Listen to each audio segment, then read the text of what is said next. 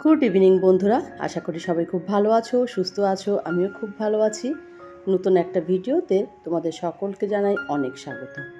ডেকোরেশনটা দেখে বুঝতেই পারছো যে আজকে একটা বার্থডে ব্লগ নিয়ে চলে এসেছি।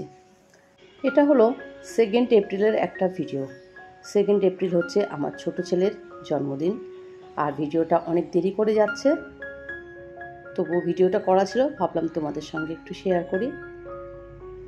এই 2রা এপ্রিল আমার ছোট ছেলে রায়ানের জন্মদিন। সবার আগে বলি, তোমরা ওর জন্য অনেক অনেক দোয়া ও আশীর্বাদ করো, যাতে ও মানুষের মতন মানুষ হতে পারে। চলে এসেছি তো বাপের বাড়িতে। তোমরা আগের ভিডিও দেখে থাকলে জানতেই পারবে যে আমি তো এখন কয়েকটা দিন বাপের বাড়িতে আছি। তাই ওরাই সমস্ত ব্যবস্থা করলো যে এখানে কেক কাটা হবে, রায়ানের জন্মদিনটা সেলিব্রেট করা হবে। তাই আমি আর বাড়িতে তেমন কিছু করিনি, এখানে চলে এসেছি। যেহেতু কয়েকদিন পরে ওদের স্কুল খুলবে, তাই 2-1 দিন থেকে বাড়িতে চলে যাব। এই যে হচ্ছে রায়ানের বার্থডে কেক, আর ও তো খুব এক্সাইটেড কখন কেকটা কাটবে, কখন সবাই হ্যাপি বার্থডে বলে উঠবে। এবার তো কেক কাটার পালা, ও কেকটা কেটে নিক। আর একে একে সকলকে ডাকা হচ্ছে যে সবাই তোমরা এসো। মানে তোমরা তো জানোই যে আমার বাপের বাড়িতে অনেক লোকজন।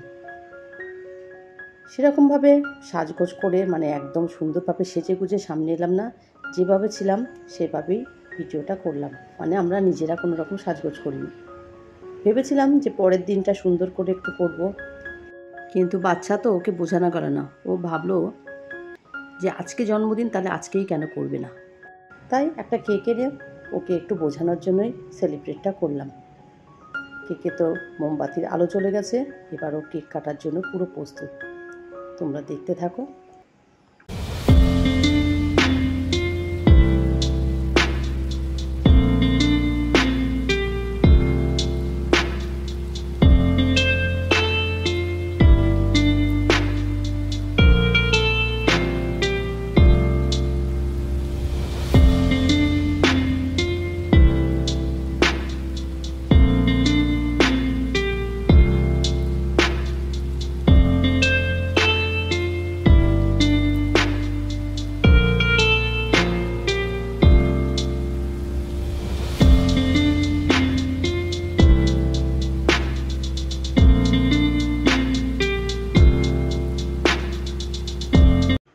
একে একে সবাই চলে এলো। আমার মেজো পাপা, মেজো মা, আমার মা, লিলি আছে, মামুন আছে, সবাই মিলে একসঙ্গে এখানে কেকটা কেটে সেলিব্রেট করা হচ্ছে।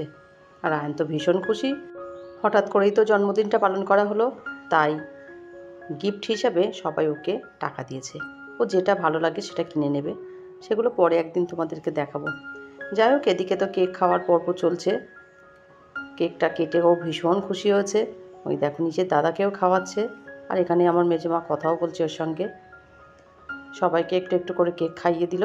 আর রাত্রে তো রান্নাবান্না বলতে তেমন কিছু হয়নি, শুধুমাত্র বিরিয়ানি নিয়ে আসা হয়েছিল, সেটা দিয়েই রাত্রে ডিনার করা হয়েছে। যেহেতু এখন বাপের বাড়িতে আছি, তাই কয়েকটা দিন কিন্তু এখানকার ভালো ভালো ভিডিও তোমরা দেখতে পাবে। এবার আমার বন্ধুদের উদ্দেশ্যে কিছু কথা বলি।